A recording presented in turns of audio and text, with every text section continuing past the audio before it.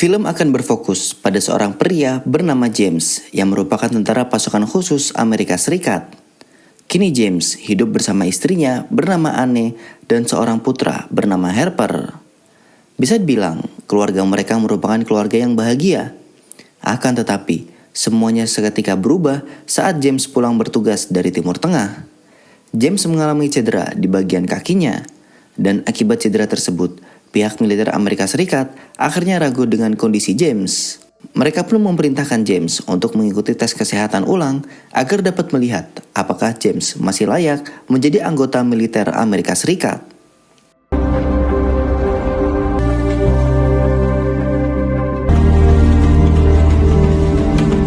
Beberapa hari kemudian, James mendapatkan kabar buruk jika dirinya terpaksa diberhentikan secara terhormat. Mereka beralasan bahwa kondisi cedera yang dialami oleh James tidak kunjung sembuh. Akibat hal itu pula, James tidak akan mendapatkan uang kompensasi dari militer karena uang tersebut telah habis digunakan untuk pengobatan cederanya. I wanted to stay on the team, sir. I want to stay. I have on the no team. idea what your army recommended a revocation of your special forces to losing your benefits, which include your pension and health care. Dengan perasaan kecewa, James pun memberitahu istrinya tentang hal itu. Tentu saja, kabar buruk tersebut membuat mereka berdua kebingungan karena saat ini sedang menanggung banyak cicilan. Pada malam harinya, saat James sedang memperbaiki atap rumah, Anne memberitahu jika sahabat seperjuangan yang bernasib sama dengan James telah tewas bunuh diri karena depresi. Can you come down? Yeah, I'll come down in a second. I just have a. Mason's gone. When's the funeral? It's tomorrow. Pada keesokan harinya, James menghadiri pemakaman sahabatnya. Di situ pula, James akhirnya bertemu dengan mantan atasannya bernama Mike. Mike lalu mengundang James untuk makan malam bersama di rumahnya. Dan karena sudah tidak lama ketemu, James pun menerima ajakan tersebut. Setibanya di rumah Mike, terlihat mereka sedang makan bersama dan juga asik mengobrol tentang masa lalu mereka saat masih menjadi tentara aktif. Di sini Mike memberitahu jika dirinya dulu juga dipecat dari militer dengan alasan yang sama seperti James.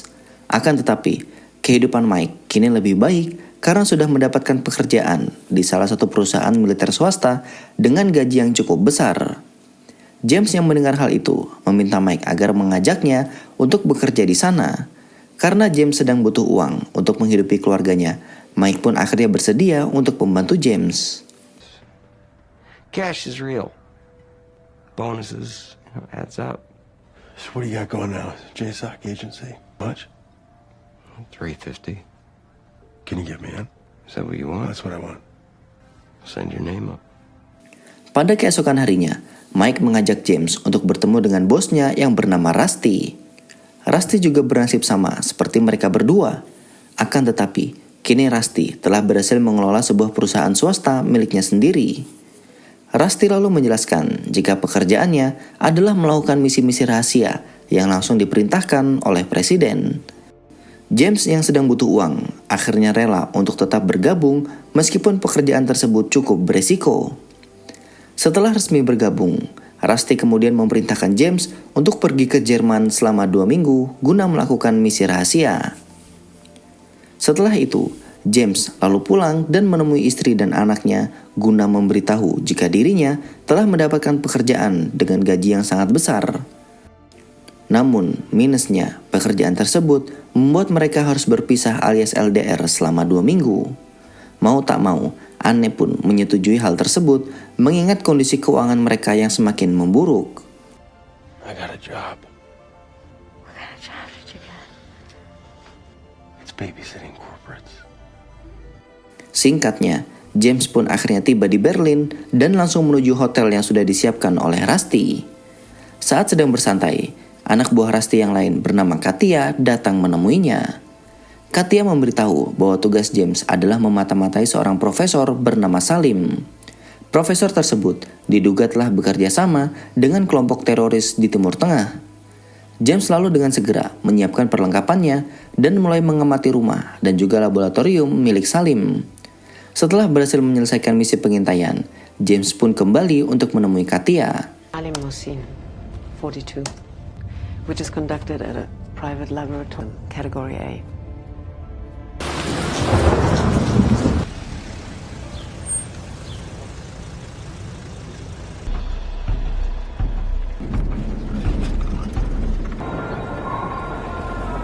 Sesampainya di markas, James dan tim pun mendengarkan penjelasan dari Mike. Selama ini, Salim telah bekerja sama dengan teroris untuk menciptakan senjata biologis yang sangat mematikan. Misi mereka adalah menghabisi Salim dan mengambil data penelitiannya. Namun karena letak lab tersebut berada di dekat kantor polisi, apabila mereka terkepung, satu-satunya jalan keluar adalah melalui terowongan yang langsung menuju ke arah sungai. Salim Mohammed Mohsen, in humans, H1N1, an avian flu, founder of El Dawa, a charity. The lab only has moderate since the guard shack is connected to Berlin. Back to the woods, link up, get it done, and go home to our families. Singkatnya, mereka semua pun akhirnya pergi ke lab milik Salim. Di sana, mereka dapat dengan mudah menghabisi para penjaga dan berhasil menangkap serta menginterogasi Salim. Mereka lalu menanyakan di mana lokasi penyimpanan data-data penting milik Salim. Tak lama kemudian, Mike mendapatkan informasi bahwa polisi akan segera datang. Ia segera memerintahkan rekannya untuk mengambil semua data penelitian milik Salim. Mike lalu menyuruh James untuk menghabisi Salim dengan menyuntikkan sebuah racun yang mematikan. Ketika akan disuntik, Salim terus memohon kepada James untuk tidak membunuhnya. Salim yang merasa terancam akhirnya mengatakan kalau sebenarnya dia hanya membuat vaksin untuk menyelamatkan jutaan nyawa di luar sana. Salim memberitahu jika dia menyimpan salinan data penelitiannya di sebuah berangkas yang hanya bisa dibuka oleh istrinya.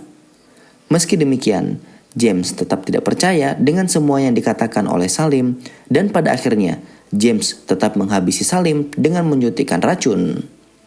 Mereka pun pada akhirnya pergi dengan membakar tempat itu agar seolah-olah kematian Salim seperti sebuah kecelakaan. Police are inbound from Berlin. Get some. Sir, please, I have a family. Please, no. Stop, please. Listen. Touch I'm doing will save millions of lives. Copy of all my data in the safety deposit box. Stop.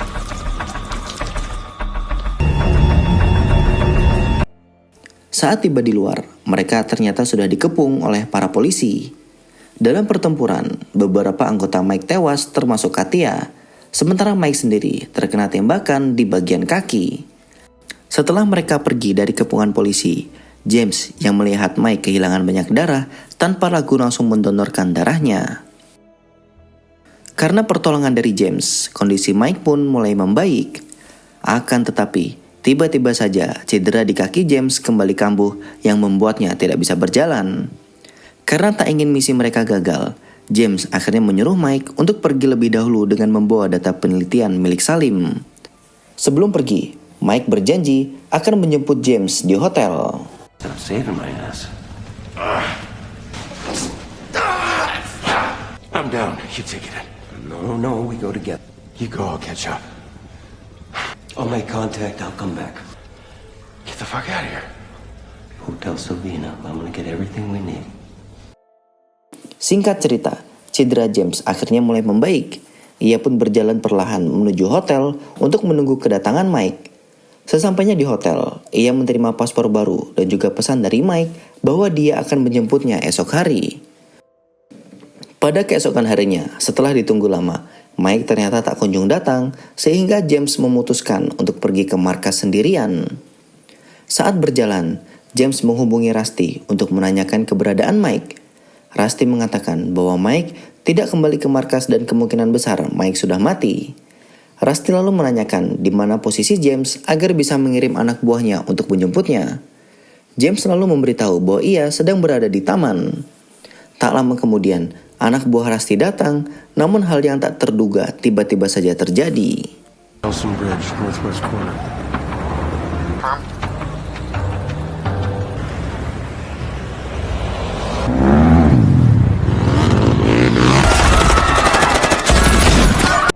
Dengan keahliannya sebagai mantan pasukan khusus, James berhasil menghabisi semua anak buah Rusty.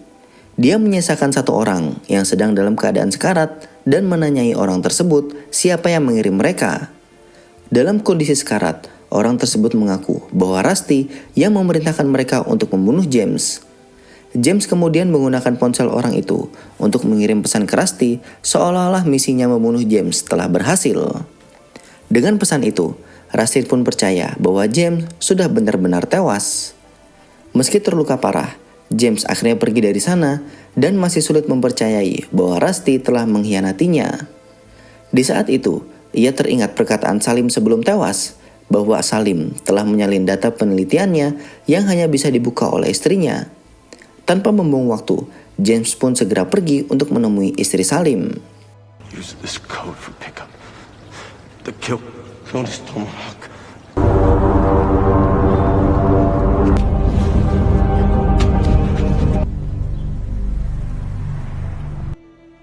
Setibanya di rumah istri Salim, James meminta untuk menyerahkan salinan data itu kepadanya.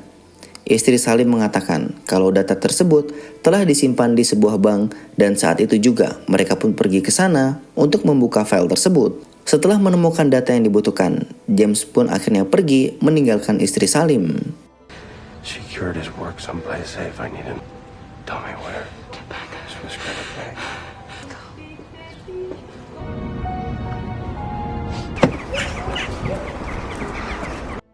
Pada malam harinya, James membuka salinan data Salim yang tersimpan di sebuah tablet.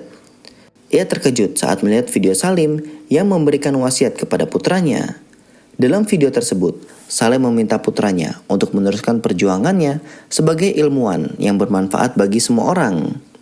Di sini, fakta mengejutkan pun akhirnya terungkap karena selama ini Salim sebenarnya sedang mengembangkan vaksin untuk virus mematikan yang tengah melanda dunia.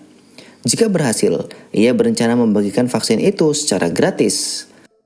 Namun pemerintah Amerika tidak setuju akan ide tersebut dan memilih untuk mengkriminalisasi Salim. Mengetahui fakta ini, James pun diliputi penyesalan yang sangat mendalam karena telah membunuh Salim. Unfortunately, there are powerful people who dance is my life's work.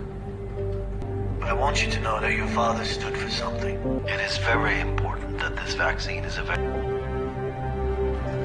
Setelah mengetahui fakta sebenarnya, James pun akhirnya memutuskan untuk kembali ke Amerika sebagai bentuk balas dendam.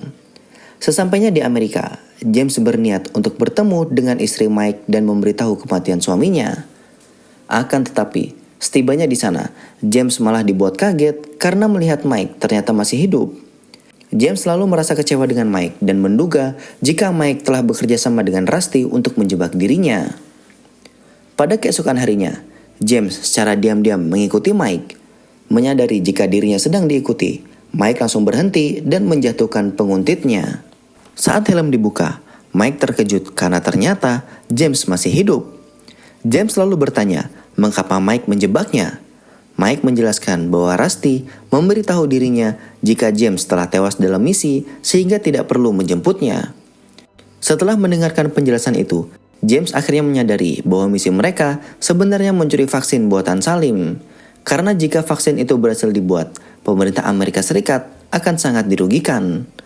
James pun menyimpulkan bahwa satu-satunya cara untuk menyelesaikan masalah ini adalah dengan membunuh Rusty. Mike yang juga merasa telah dibohongi oleh Rusty akhirnya setuju dan mereka pun merencanakan misi balas dendam. You wanna shoot me? Rusty finds out you're here, he's gonna come after you. One way this ends. Pada malam harinya, James dan Mike akhirnya mendatangi rumah Rusty. Mereka membagi tugas di mana Mike akan menghabisi para penjaga sementara James mencari Rusty. Setelah Mike menyingkirkan beberapa penjaga, tiba-tiba Rusty menembakinya dari dalam rumah. Di saat yang sama, James masih bertarung dengan penjaga di belakang rumah. Singkatnya, James akhirnya menemukan Rusty yang sudah terpojok karena diserang oleh Mike. Dengan penuh amarah, James langsung menembak Rusty tepat di kepalanya.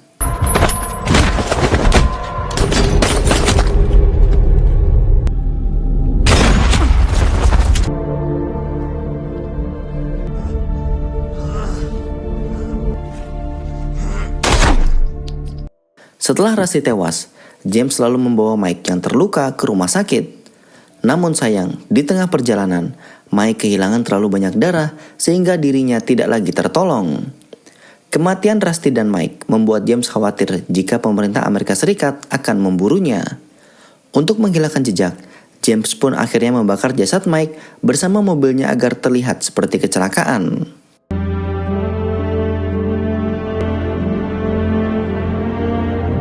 Film pun akhirnya diakhiri dengan kepulangan James ke rumah untuk bertemu dengan istri dan juga anaknya. Dan untuk alasan keselamatan, James pun akhirnya memutuskan untuk membawa keluarganya keluar dari Amerika Serikat untuk memulai hidup baru.